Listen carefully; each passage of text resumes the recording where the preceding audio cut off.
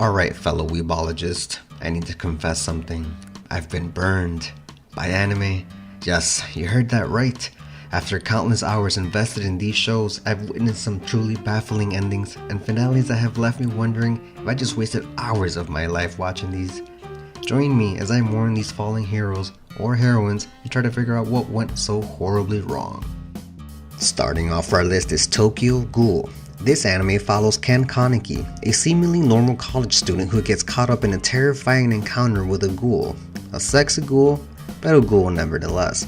After a near-death experience, Kaneki undergoes a life-altering surgery that transforms him into a half-ghoul, a creature that can only feed on human flesh. Kaneki struggles to survive in a world where humans and ghouls are locked in a deadly conflict. He seeks refuge in Anteku, where we meet one of my first loves, Toka. The cafe is secretly run by ghouls who try to coexist peacefully with humans, but as Kaneki delves deeper into the ghoul world, he discovers that in order to survive, he must embrace the darkness within. And I mean, who could forget about this iconic scene? 私を受け入れるということ。違う。そうじゃない。Being the last episode of the season, I was at the edge of my seat as I watched Ken Kaneki beat the shit out of this crazy ass torturer. However, Kaneki goes from being this freaking badass that embraces his inner ghoul, his darkness, the trauma, and everything in between, to being a freaking amnesiac with a new name, new friends, and what seemed like little to nothing of his previous intensity and abilities. To top it off, Season 3 starts off with a 2-year time skip, and guess how much of that was explained? Nothing. All we know is that Ken Kaneki forgets who he was, what he did, and where he's supposed to be. And it takes him the entirety of Season 3 to remember who he was. And by the time we get to Season 4, he finally remembers who he was, becomes some sort of demigod, fights off against a dragon, and then lives happily ever after with Toka. So you're telling me that after years of darkness, despair, and trauma, we're suddenly presented with this ideal picture of Kaneki living a peaceful life with his family?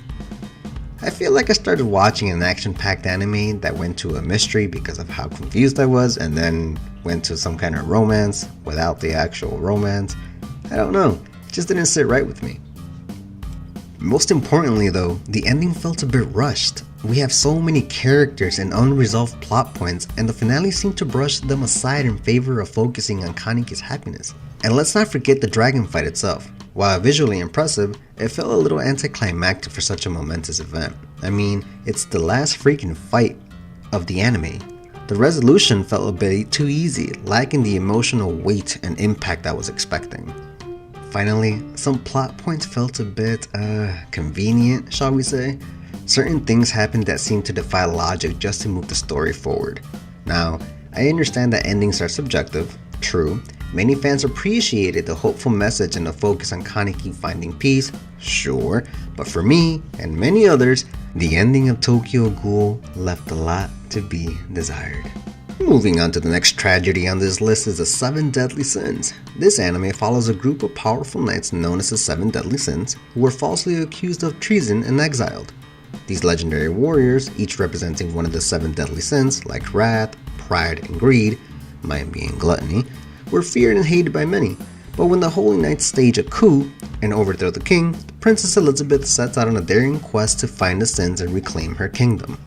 Along the way, she discovers that the sins aren't the villains that they're made out to be, and together they must fight to defeat the Holy Knights and restore peace to Britannia. Sounds like a pretty good premise, no?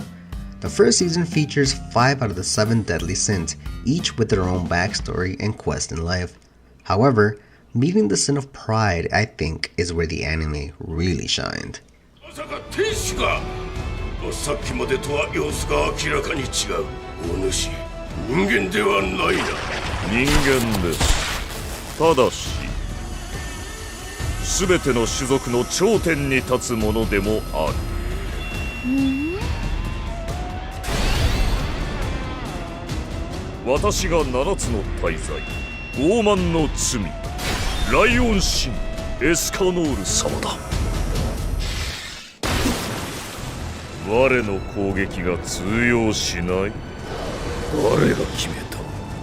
我の太陽を飲み込んだ誰が決めた Now, I know what you're thinking.